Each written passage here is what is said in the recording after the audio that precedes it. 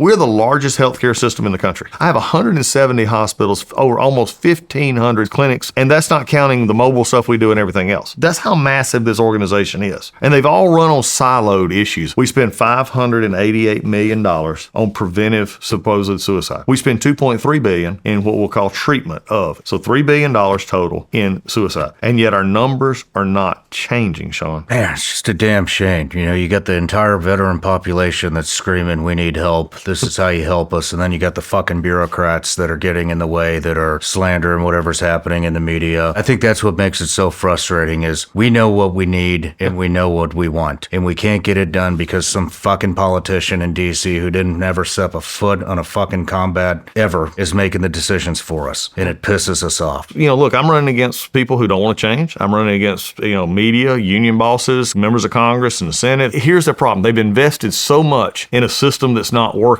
that now it's hard for them to admit maybe we need to do something different. VA has been on the high-risk danger list of waste, fraud, and abuse and poor quality health care in many of our facilities for 10 years. There are 480,000 VA employees and there are 450,000 active duty Army. Veterans all over the country have been dying, waiting to get treatment, commit suicide. With 480,000, that's 30,000 more than the active Army members. I can't tell you where all 480,000 of those people are. Now, here's the interesting issue. You were in the SEAL team. If you went to your commander, they could actually look down a list. They could pull every base. They could pull every unit. They could pull everything. And by the line item, tell you who was assigned where and what their billet number was, what their pass number was, and everything else. You would know exactly where they're at. I do not have an HR system that allows me easily to do that. Think about that for a second. My mission is about 18 months to get in, to start making the transformational process, to take the generational change that Donald Trump said he was going to bring to DC. He and I talked last Friday, and he brought up the community care. I said, sir, we're working on it. I said, but I got some problems. I need your help. He said, no, whatever do, we'll take care of it. But these are the kind of generational change we got to have. One of the things we're experiencing is, you mentioned how much we have. Well, we've had a across the board reduction in force is what it's called. We let 2,400 people go about 3 weeks ago. And all of a sudden, Wall Street Journal, New York Times, all the legacy media, Collins is killing healthcare. Collins is gutting the VA. And they'll find somebody who said they had their surgery that was put off or that their appointment was rescheduled. The people we fired were publicists, interior designers, laborers. I mean, this is what we're talking about here. How has your surgery been put off because an interior designer was laid off? It wasn't. It's a lie.